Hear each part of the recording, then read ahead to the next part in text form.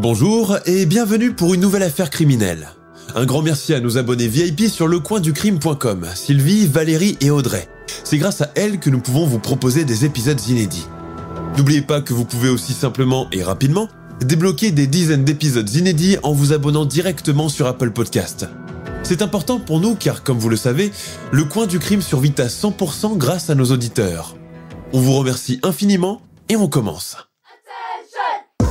Durant les années 80, Mona Fandey, chanteuse pop malaisienne, a tout pour être heureuse.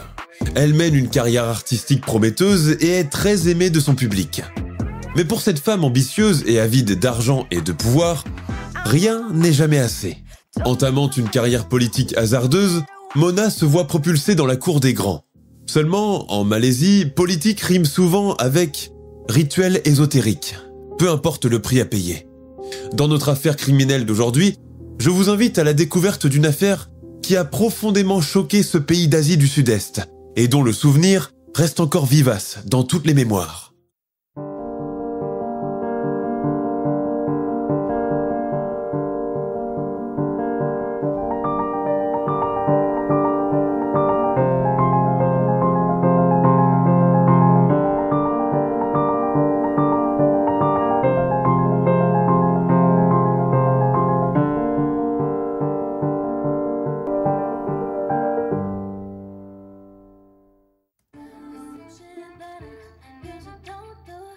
Kuala Lumpur, Malaisie, 1987. L'enregistrement d'un album est toujours une source de créativité, de bonne humeur, de mauvaise humeur aussi et de stress. Dans un immeuble insalubre du centre-ville de la capitale malaisienne, où un appartement a été aménagé en studio, la session d'enregistrement bat son plein. Debout derrière son micro, une jeune femme enlève le casque qui couvre ses oreilles et essuie la sueur qui perle à son front. Depuis qu'elle est arrivée, les ventilateurs n'ont pas cessé leur bruit infernal, charriant l'humidité lourde de la pièce dans l'espoir de garantir un peu de fraîcheur. Peine perdue, il fait encore chaud. Ali, tu peux arrêter ce satané ventilateur et ouvrir les fenêtres à la place? Il m'empêche de me concentrer. Ah non, pas question. Tu veux qu'on crève de chaud ici? La jeune femme hausse les épaules, incommodée par l'humidité, la promiscuité du studio, la présence de tous ces hommes moustachus et la fumée de cigarettes qui s'échappe par toutes les bouches. Elle retrouve tout de même sa bonne humeur, pour reprendre le titre tout en s'efforçant de suivre le playback. Bravo Mona, c'était très bien. Tu as assuré, comme d'habitude, félicite l'ingénieur du son. Elle esquisse un petit sourire satisfait, jette un regard à la vitre pour voir son reflet, mais aperçoit à la place les 6 paires d'yeux des hommes assis derrière la table de mixage, scrutant ses hanches étroites et ses épaules dénudées. Mais elle n'a plus l'âge de rougir ou d'être effarouchée. S'ils la regardent ainsi, c'est qu'elle leur plaît. Du moins, c'est ce qu'elle pense. Petite, menue, habillée à l'occidentale, les cheveux noirs et permanentés, coiffée d'un petit bandeau de strass, Mona passe pour être la femme la plus sophistiquée de son temps. Il faut dire que cette jeune femme de 31 ans, avec un faux air de secrétaire, est déjà une vedette en Malaisie. Mona Fandey. C'est son manager qui a lui-même décidé de son nom de scène, car pour lui, Mazna Ismail était trop long et pas assez accrocheur comme patronyme. Cependant, dans l'intimité, la chanteuse aime à se faire appeler Mazna, voire Mani. La Malaisie, petit pays musulman de l'Asie du Sud-Est, n'a jamais été connue pour sa large production musicale et artistique, et être chanteur, ou pire, chanteuse, relève de l'extraordinaire et de l'inhabituel. L'arrivée de Mona Fandey au début des années 80, avec ses costumes pailletés, son sourire enjôleur et sa voix de petite fille boudeuse, a marqué un tournant décisif dans les mentalités et a bouleversé toutes les idées reçues sur les femmes qui se produisent sur scène. Un métier que la plupart des Malaisiens confondent et attribuent aux prostituées. Mais Mona n'a rien de tout cela. Elle ne consomme pas d'alcool, ne se drogue pas et mène une vie relativement normale, quand elle n'est pas en tournée, évidemment. C'est surtout une figure très aimée en Malaisie, même chez les familles les plus conservatrices, et les filles la prennent en exemple. En l'espace de quelques années, la jeune artiste a réussi à se hisser au sommet, à se produire à la télévision et même à sortir un album. Mais avant de poursuivre notre récit, faisons d'abord connaissance avec la star. Mona Fandey, de son vrai nom Mazna Ismail, est née le 23 janvier 1956 à Kampung Sungai Petai, dans l'état de Negeri Sembilan. Sa famille appartient à la classe moyenne. Très jeune, elle se passionne et pratique la danse aquatique. Elle doit cependant mettre fin à son activité favorite pour se marier avec un cousin. Le projet est finalement annulé, au plus grand soulagement de la fiancée qui ne voulait pas de ce parent plus âgé, laid et qui fait des bruits de crachat en mangeant. L'idée de devenir chanteuse devient alors une obsession chez cette adolescente coquette et soucieuse de plaire, qui veut croquer la vie et profiter de sa jeunesse. Contre l'avis de son père, elle commence à se produire dans des cafés et des salles des fêtes, chantant le répertoire traditionnel, mais également des chansons en hindou, des films bollywoodiens très populaires en Malaisie. Cependant, il faudra attendre la fin des années 70 pour que Mazna parvienne à décrocher un contrat avec un label indépendant, Tandang Records, qui s'occupe aussi de lui trouver un manager. Pour la jeune femme, c'est un rêve qui vient de se réaliser. En 1983, sous la suggestion de son manager, Ali Hussein, Mazna Ismail adopte le nom de scène de Mona Fandey. Mignon, moins formel et facile à retenir. À partir de ce moment, le succès sera au rendez-vous. La nouvelle Mona se propulse en icône dans le monde du divertissement malaisien. Elle passe régulièrement à la télévision, enchaîne les interviews et pose même pour une revue de mode. 2 ans plus tard, la chanteuse pop sort un album auto-sponsorisé baptisé Diana. Cela sera son premier et dernier album. Cependant, il se vend bien en Malaisie, en Indonésie et à Singapour. Bien qu'elle domine la scène musicale de son pays, sa carrière peine à vraiment décoller. Mona, ambitieuse, rêve maintenant d'une carrière à l'international. Pour cela, il lui faut apprendre à chanter en anglais et voyager à l'extérieur de son pays. Elle fait une tentative de reprise de son album en langue anglaise, qui se révèle un véritable échec commercial. Voyant qu'elle stagne, son label, Tandang Records, refuse de renouveler son contrat. La vedette n'a d'autre choix que de rester dans son registre et poursuivre sa carrière en Malaisie. Moins brillante, certes, mais la seule qui puisse encore lui assurer des revenus. Pour arrondir ses cachets qui s'amenuisent, elle commence à animer des soirées privées et enchaîne quelques apparitions à la télévision. Alors qu'elle se produit sur la scène d'un nightclub à Kuala Lumpur, la pop star déchue fait la rencontre de son futur mari. Il s'appelle Noor Afendi Abdul Rahman. Il roule en Mercedes, porte une petite moustache et est bien habillé. Cela est suffisant pour indiquer son niveau social. « Je suis homme d'affaires. Avant j'ai travaillé comme musicien rock. Mais tu sais, des carrières comme ça, ici, explique-t-il à sa future femme pour l'épater. Le couple se fréquente quelque temps, commence à s'apprécier, puis décide de se marier.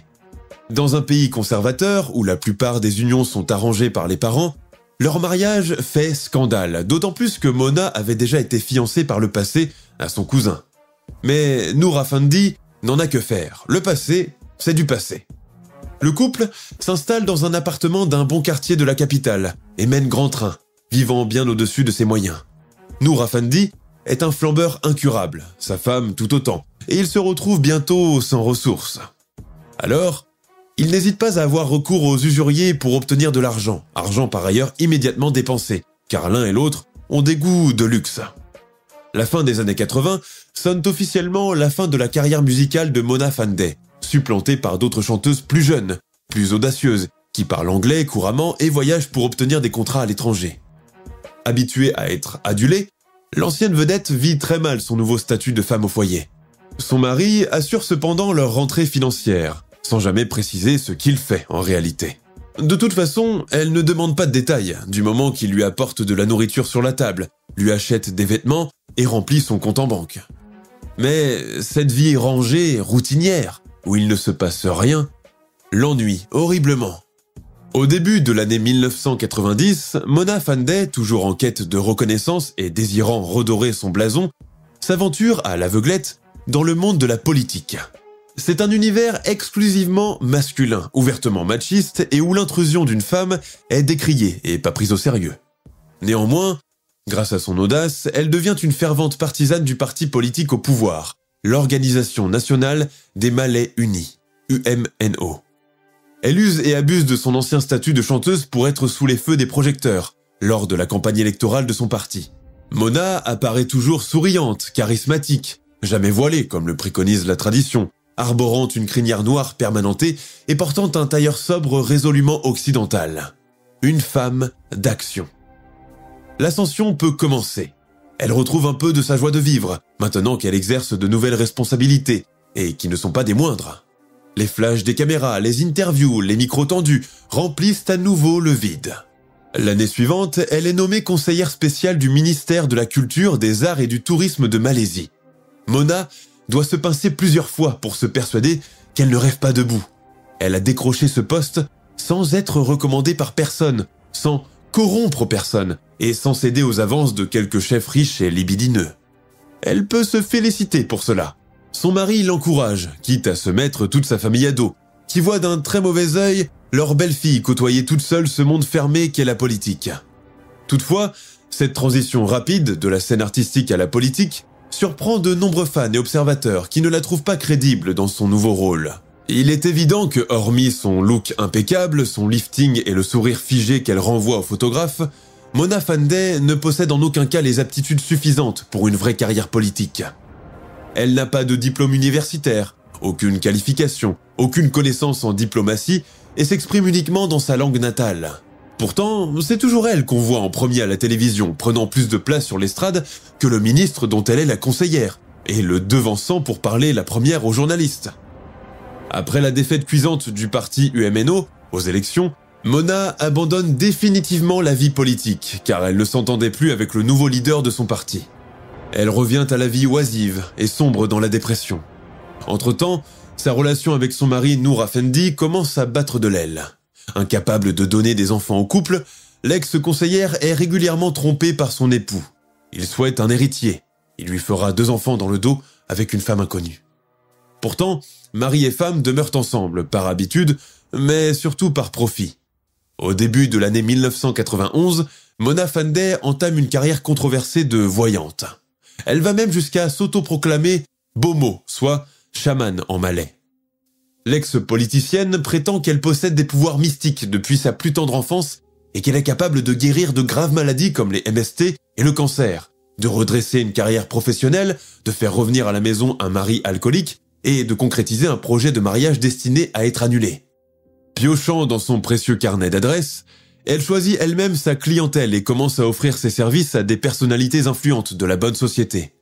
Flairant la bonne affaire et la sachant sans vergogne, son mari se propose de devenir son assistant personnel et secrétaire. Le couple engage un certain Jouraimi Hassan, 22 ans, en qualité de coursier et d'homme à tout faire, autrement dit, un domestique surexploité qui doit leur obéir au doigt et à l'œil pour faire tout ce qu'ils ordonnent. Jouraimi est un individu douteux, un jeune homme paumé, au casier judiciaire déjà bien rempli. Pendant son adolescence, il a fait de la prison pour une histoire de trafic d'alcool, dont la vente est strictement réglementée en Malaisie et réservée uniquement aux hôtels fréquentés par les touristes étrangers. Avide d'argent et de reconnaissance, il accepte sans sourciller les remarques acerbes de la chamane et le caractère détestable de son mari, qui le traite presque en esclave. Le couple et son serviteur quittent l'appartement de Kuala Lumpur pour s'installer dans une maison minimaliste, quasiment délabrée, située en pleine jungle et loin de tout. Cet isolement est volontaire, car Mona et Noor Afendi ne veulent pas attirer la curiosité de leurs voisins en pratiquant de la magie noire dans leur appartement. Les odeurs, les va-et-vient, le bruit peuvent rapidement devenir suspects. Pour venir consulter la Bomo, il faut réunir certaines conditions, être équipé d'une voiture 4x4 tout-terrain, disposer de beaucoup de temps libre et être prêt à payer le prix fort. Mona, pénétrée par son nouveau rôle occulte, règle les problèmes de ses clients à coups de talismans à glisser dans ses vêtements, de pendentifs à accrocher autour de son cou, d'encens à inhaler, d'eau purifiée pour faire ses ablutions et de breuvages douteux à avaler. Durant ses transes, feintes et mal jouées, elle invoque les Berbalang, les créatures occultes du folklore malaisien, pour demander leur aide précieuse et leur protection. Parfois, elle pousse la fantaisie jusqu'à se déguiser, s'exprimant dans une voix rauque et effrayant son client du moment, persuadée d'être en présence d'un esprit maléfique. Vous aurez votre augmentation dans 1 mois, je vous le promets. D'ici la fin du ramadan, votre fiancé, qui vous mène en bateau depuis 2 ans, viendra demander votre main. Mona, en bonne chamane, rote, roule des yeux, change de ton, perd parfois connaissance, danse, fait des invocations. Parfois, il lui arrive d'annoncer de mauvaises nouvelles. Le parti politique adverse risque de remporter les élections régionales. Que faut-il faire pour l'empêcher ? Revenez dans 1 semaine chercher votre amulette. N'oubliez pas de compléter la somme que vous m'avez promise. » Par force du hasard, par coup de chance peut-être aussi, certaines prophéties de la Bomo finissent par se réaliser. Mythomane, comme tous les charlatans, elle commence à croire elle-même en ses mensonges, persuadée qu'en fin de compte elle a du talent et un don divin, comme seul Allah peut procurer. Les cadeaux de remerciement se mettent à pleuvoir sous forme de chèques, de voitures ou de bijoux. Grâce à leur nouvelle source de revenus, Mona et Nour Afendi renouent avec leur train de vie ostentatoire, font l'acquisition de plusieurs biens immobiliers, s'offrent des voitures de luxe, dont une Mercedes-Benz, une Jaguar et une BMW, et passent les nuits à l'hôtel par pur plaisir d'avoir le room service et le petit déjeuner servi chaque matin au lit. Et puis, en juin 1993, Mona reçoit la visite de Datouk Mazlan Idriss. Il faut dire que ce n'est pas un inconnu. Âgé de 49 ans, il est député de l'État central de Pahang et est leader du parti UMNO. C'est, entre autres, un homme riche et influent qui a fait auparavant ses études aux États-Unis, a beaucoup voyagé et connaît bien la politique extérieure. Le titre honorifique de Datouk est destiné par le roi de Malaisie à toutes les personnes ayant contribué activement au travail sociopolitique, comme c'est le cas de Mazlan. Qui aurait pu penser que cet homme profondément croyant, respecté par tous, intègre et sérieux, puisse un jour avoir recours aux moyens ésotériques à des fins professionnelles? Ici, un éclaircissement s'impose. Bien que l'islam soit la religion prédominante en Malaisie et de ce fait considère la pratique de la magie noire comme un péché ultime, il reste que le petit peuple et même les élites sont très superstitieux et croient en l'existence des berbalangs, les esprits maléfiques, capables de vous faire du mal. La réussite sociale est également une source de crainte constante car elle attire les ennemis et les envieux. Ils peuvent donc vous jeter le mauvais œil ou s'adonner à la sorcellerie pour vous nuire et vous précipiter au bas de l'échelle. Au début des années 90, c'est-à-dire à l'époque de notre récit, les croyances ésotériques sont donc bien ancrées dans les mentalités, peu importe le niveau d'études que l'on a ou le rang social auquel on appartient. Mazlan Idriss, hésitant tout d'abord, finit par exposer à Mona Fandey l'objet de sa visite. Il souhaite obtenir ses services de sorcellerie afin d'améliorer sa carrière politique. En guise de récompense, il lui promet une importante rétribution et lui avance même une somme d'argent pour commencer d'ores et déjà à « travailler » entre guillemets. « Je veux que vous vous concentriez uniquement sur mon cas les prochaines semaines. Refusez toutes les autres consultations et ne vous inquiétez pas pour les finances, je m'occupe de tout. » En voyant la liasse de billets de banque tendue vers elle par le député, Mona accepte. « Et ce n'est que le début, dit-il avec un air important. Le meilleur est encore à venir. » 10 jours plus tard, le Datouk Mazlan Idriss revient voir la sorcière qui lui déclare « J'ai consulté mes maîtres, et votre cas est bien ardu. » Le député avale péniblement sa salive, balbutie. « Et que proposez-vous de faire alors ?» La chamane Mona roule les yeux en arrière, prend une voix gutturale et déclare « Il faudra que vous mettiez la main sur les talismans du président. »« Le président ? Lequel des présidents ? »« Le président Sukarno !» répond-elle sèchement, comme s'il était censé le savoir. En effet, depuis quelques années, une légende urbaine circule à propos de potentiels talismans de protection employés par l'ancien président indonésien Sukarno, et dont on murmure qu'ils l'ont aidé à rester au pouvoir. Tout au long de sa carrière politique, le chef d'État ne s'est jamais séparé de sa canne, laissant entendre qu'il boitait à cause des séquelles de la polio. Mais les mauvaises langues prêtent à cet objet personnel des pouvoirs magiques, comme l'immortalité. Pour mener à bien son rituel de protection, Mona suggère à Mazlan Idriss de se procurer cette précieuse canne ainsi qu'un sangkok, le traditionnel chapeau masculin malais. Elle exige aussi la somme de 2 millions de ringgits, soit environ 380 400 €, à payer en argent comptant. Mazlan Idriss, un peu dérouté, et conscient qu'il a affaire à une rapace, accepte le marché malgré tout. Il laisse en guise d'acompte la somme de 500 000 ringgits. Quant au reste, il promet de léguer à Mona et son époux 10 titres de propriété foncière. Le couple fixe rendez-vous avec le politicien pour la semaine suivante, afin d'entamer le rituel. Dans la nuit du 2 juillet 1993, peu avant 2 heures du matin, Mazlan Idriss se présente tout seul à la maison de Mona. C'est ici qu'aura lieu le rituel occulte appelé « bain rituel de purification de la fleur ». Située à Pahang, la maison ne paye pas de mine et bien que très grande, elle a l'air d'avoir été abandonnée depuis très longtemps.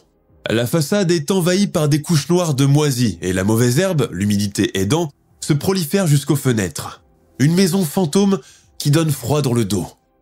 Le député rassemble ses forces, monte les marches glissantes à cause de la mousse verte et va toquer à la porte. Il est accueilli par l'assistant et l'homme à tout faire du couple, Jouraimi Hassan, qui l'introduit à l'intérieur de cette habitation glauque et humide. Mona se fait attendre. Son mari n'est pas encore là, lui non plus. Mais Jouraimi Hassan se dépêche de dire au client « Ma maîtresse sera là dans un instant, elle m'a laissé ses instructions. » Sur ses ordres, Mazlan Idriss s'allonge de tout son long sur le sol visqueux, face contre terre et yeux clos. Il entend à cet instant la voix de Mona chuchoter quelque chose à son domestique avant de venir s'agenouiller près de lui. Sans dire un mot, elle se met à disposer des fleurs de lotus autour du corps de Mazlan Idriss. Elle déclare « À présent, retournez-vous face à moi. Étendez grand les bras pour accueillir des liasses de billets qui vont vous tomber du ciel. » Le député obéit, se retourne péniblement sur le dos et, toujours les yeux fermés, il tend les bras comme s'il voulait serrer quelqu'un contre lui. Il reste ainsi dans cette position dans l'attente de son trésor. 2 minutes, 5 minutes, 10 minutes, 20 minutes. Mazlan Idriss commence à avoir des fourmillements dans les bras. Les billets, eux, ne tombent toujours pas. « Surtout, n'ouvrez pas les yeux. Cela arrive », chuchote la chamane. Avec ses yeux clos, Mazlan Idriss ne voit pas, à cet instant, Jouraimi Hassan, armé d'une hache, foncer droit sur lui. Sans laisser au député le temps de faire un geste, le domestique abat sa lame et lui tranche la tête. Immédiatement, un flot de sang se répand sur le sol, imbibant les pétales de lotus et le bout de la robe de Mona Fandeh, encore agenouillée devant le cadavre. La tête de ce malheureux Mazlan Idriss roule pendant un moment avant de s'immobiliser. Mais cet horrible rituel ne fait que commencer. Rejointe par son mari Nour Afandi, qui a observé la scène depuis la rampe d'escalier, Mona décide de détailler le corps de la victime. Le trio s'adonne conjointement à son opération de boucherie macabre, jusqu'au lever du jour. Au terme de cette sordide opération, Mazlan Idriss a eu la peau arrachée, les mains et les pieds tranchés, les organes génitaux découpés. Au total, il a été démembré en 18 morceaux. Mona donne alors l'ordre à Jouraimi Hassan d'enterrer les restes dans un débarras situé derrière la maison. Suivant ses instructions, le domestique creuse le sol à une profondeur de presque 2 mètres avant d'y jeter les restes et recouvrir le tout avec de la terre. Dans la soirée, il coule du béton par-dessus afin d'en sceller l'accès. 1 semaine plus tard, voici bientôt 8 jours que la famille du Datouk Mazlan Idriss est sans nouvelles de lui. Cela n'est pas dans ses habitudes. Même écho à son bureau, où son absence remarquée de plusieurs réunions officielles inquiète beaucoup. Craignant qu'il ne soit malade ou qu'il ait eu un accident de voiture, ses collègues décident d'alerter les autorités. Mazlan Idriss est une personnalité importante dans la scène politique malaisienne. La nouvelle fait rapidement la une de la presse. On se renseigne alors auprès des hôpitaux, des mosquées, des hôtels à Kuala Lumpur, on téléphone au siège des compagnies aériennes, mais son nom ne figure sur aucune liste d'embarquement, dans aucun registre d'hôpital, sur aucune fiche hôtelière d'information. Le député n'est nulle part, comme avalé par les entrailles de la terre, volatilisé. Malgré plusieurs jours de recherche ininterrompue, la police n'aboutit à rien du tout. Mais il reste encore quelque chose à vérifier. Sa banque. La police découvre que la somme de 500 000 ringgits a été débitée du compte bancaire de l'homme politique, le jour de sa disparition, soit le 2 juillet dernier. Mazlan Idriss a lui-même retiré cet argent, comme l'atteste sa signature figurant sur le document de retrait. Le banquier ne se souvient pas de l'avoir vu malade ou inquiété par quelque chose. Il avait l'air juste un peu absent, comme s'il pensait à quelque chose. Mais cela peut arriver à tout le monde, se souvient-il. Que s'est-il passé par la suite ? La police a beau chercher toutes les situations possibles qui auraient incité l'homme politique à partir en urgence quelque part, mais elle ne trouve rien. Il n'a laissé derrière lui aucun indice, n'a emporté aucune valise, aucun vêtement, aucun document, pas même son traitement contre la goutte. Au niveau de sa famille, tout était parfaitement normal, aucune dispute ou différend n'avait eu lieu la veille de sa disparition. De plus, la famille s'apprêtait même à fêter le 15e anniversaire de l'une de ses filles, le 4 juillet. À son travail également, tout était parfaitement ordinaire. Mazlan était très apprécié de ses collègues et subalternes, et il se préparait pour les prochaines élections régionales. Il était très optimiste quant à sa victoire et encourageait son entourage à se montrer pareillement optimiste. Disparaître subitement, alors que l'on a des engagements familiaux et professionnels, ne correspondent pas au tempérament posé et réfléchi de Mazlan Idriss. Le 22 juillet 1993, soit 20 jours après ces terribles événements, un tournant décisif vient bouleverser le cours de l'enquête. Et cela se produit quand une patrouille de la police de Pahang arrête un certain Jouraimi Hassan, 24 ans, accusé de trafic de psychotropes périmés, un substitut de drogue bon marché et accessible à tous. Conduit au commissariat, le domestique du couple de charlatans est longuement interrogé par la police.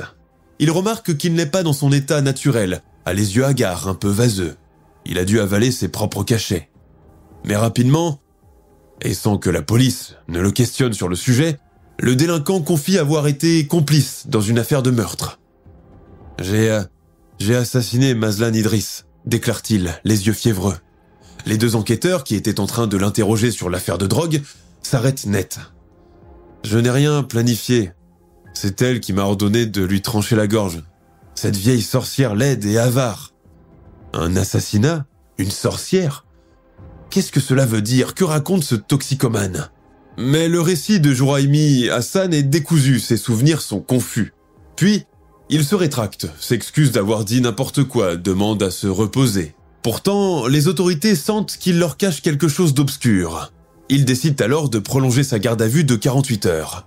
Jouraimi Hassan est conduit par la suite dans une cellule où il s'allonge à même le sol, en position fétale, et ronfle, jusqu'au lendemain matin. À son réveil, il est empoigné sans ménagement et reconduit en salle d'interrogatoire.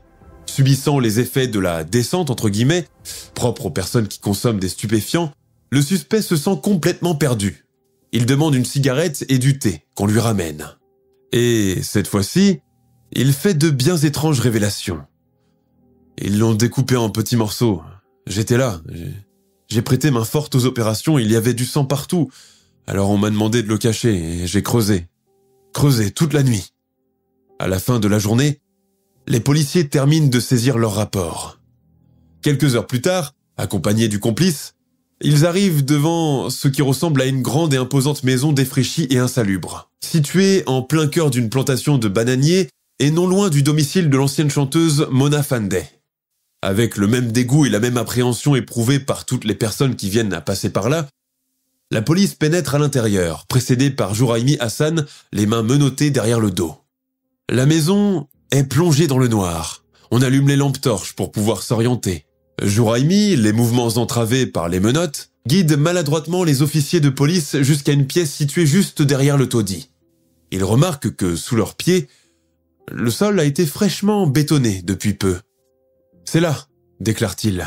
« On va quérir des pelles chez des paysans des alentours, et on se met au travail. » C'est là, à environ 2 mètres sous le sol, qu'il découvre les restes du politicien, scellés dans des sacs en plastique empilés les uns sur les autres. Ils trouvent aussi une hache et 3 grands couteaux à sashimi, fins et aiguisés, qui ont servi à démembrer la victime. En tout, la police fait le décompte d'une 12aine de parties de corps humain. 8 autres morceaux ne seront jamais retrouvés. On soupçonne alors que les meurtriers les ont brûlés pour en fabriquer des talismans, voire qu'ils les ont consommés lors d'un rituel. Mona Fandey et son époux sont arrêtés le lendemain matin. La nouvelle de leur arrestation provoque une onde de choc dans le pays. Lors de leurs interrogatoires, la police apprend que le couple a continué sa vie de manière tout à fait ordinaire, juste après le crime, pris dans un tourbillon d'achats compulsifs. Nour Afandi a fait l'acquisition d'une nouvelle Mercedes pour la coquette somme de 130 000 ringgits, payée en liquide, chez le détaillant automobile. Il s'est offert des costumes italiens, 5 paires de chaussures, ainsi que des cigares. Mona, de son côté, a écumé les boutiques de vêtements et les bijouteries. Le lendemain du meurtre de Mazlan Idriss, elle a été vue en train de faire du shopping dans un centre commercial de Kuala Lumpur. La chamane s'est payée du nouveau matériel électroménager, dont une machine à laver, un four à micro-ondes, un téléphone sans fil et un fer à lisser pour la somme de 20 000 ringgits. Elle laisse la somme de 40 000 ringgits dans une joaillerie de luxe, où elle s'offre des bijoux en diamant et une montre. Cette fièvre acheteuse se conclut par un passage chez le chirurgien esthétique, où Mona se fait faire un lifting et des injections de botox pour la somme de 13 000 ringgits. Sans l'arrestation inattendue de leur domestique, le couple aurait pu continuer ainsi, employant sans vergogne les cartes de crédit de leurs victimes et dilapidant avec une satisfaction accrue l'argent qu'ils ont gagné par le sang.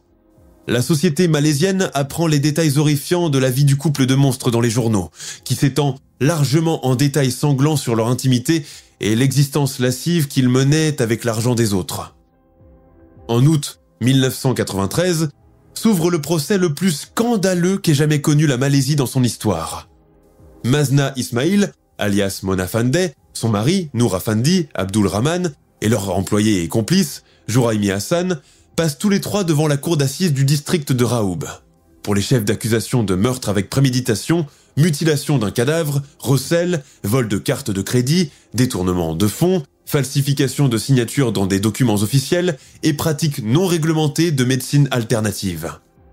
Le trio plaide non coupable au chef d'accusation de meurtre avec préméditation.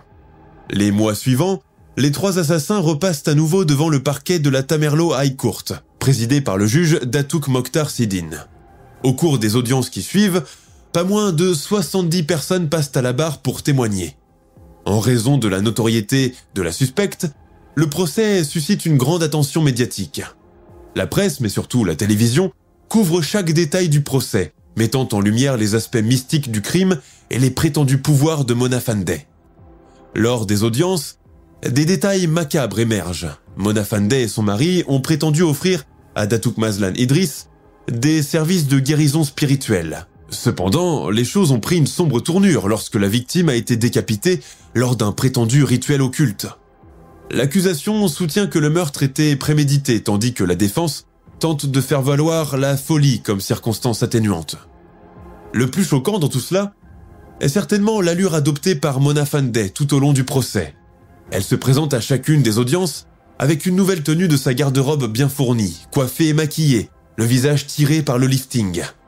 Les photographes immortalisent une femme parfaitement sereine, souriante et volontiers loquace. Elle a retrouvé l'auditoire qui lui manquait, les projecteurs, l'attention, comme elle l'a toujours espéré. Cela fait froid dans le dos.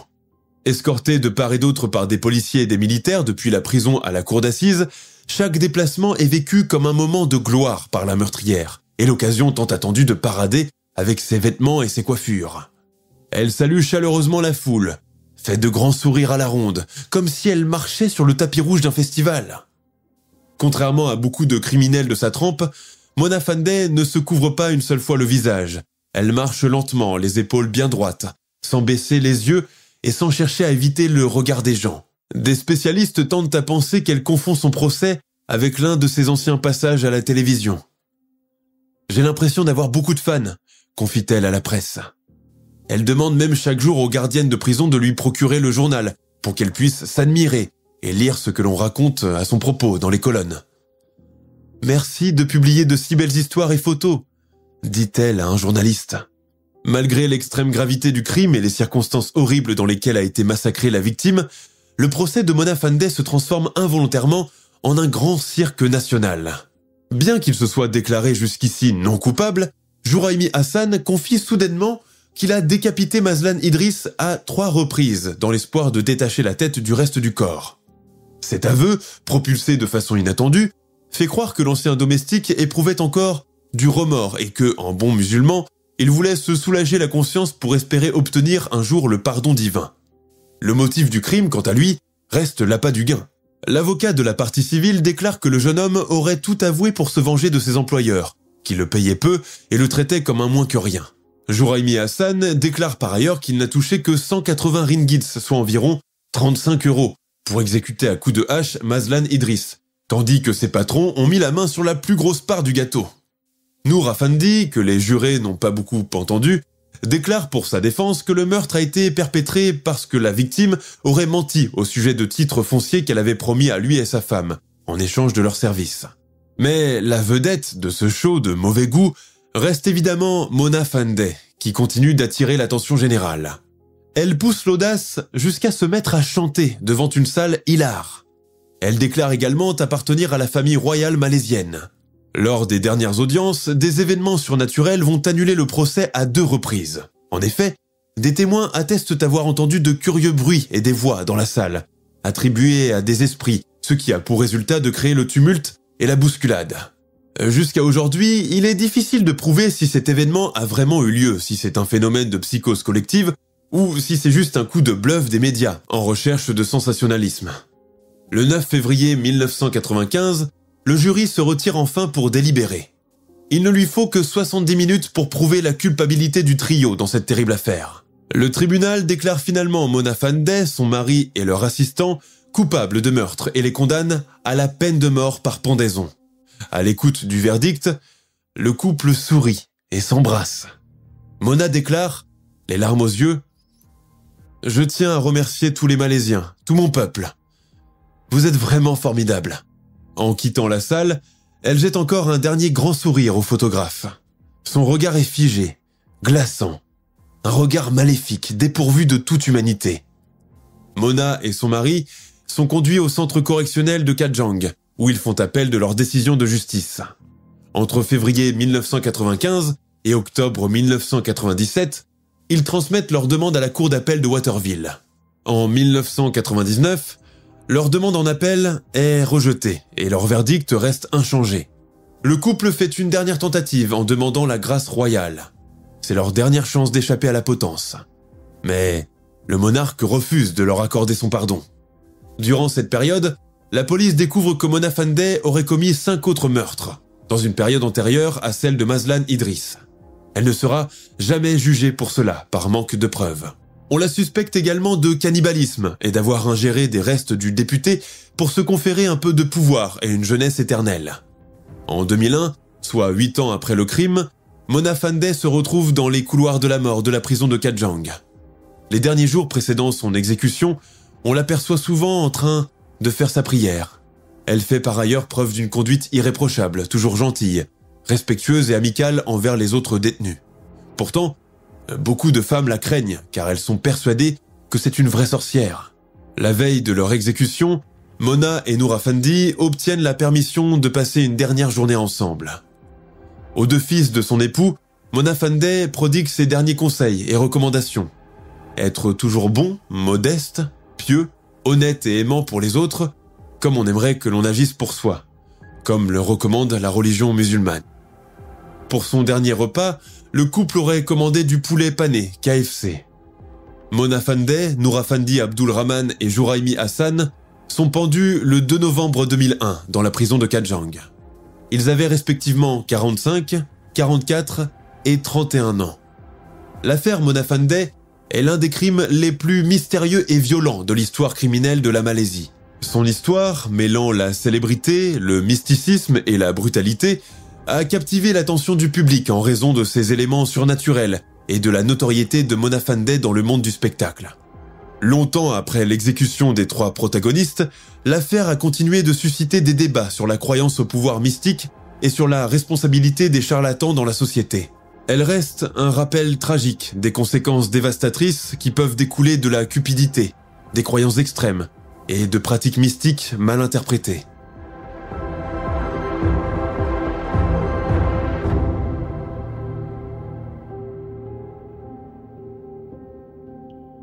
Nous sommes à la fin de notre émission du jour. N'hésitez pas à écouter les autres émissions du podcast et à prendre 5 secondes pour nous laisser un 5 étoiles sur iTunes. C'est vraiment très important pour nous. Vous pouvez aussi vous abonner pour ne pas rater les prochains épisodes et nous suivre sur Facebook pour nous en proposer de nouveaux. Merci et à bientôt.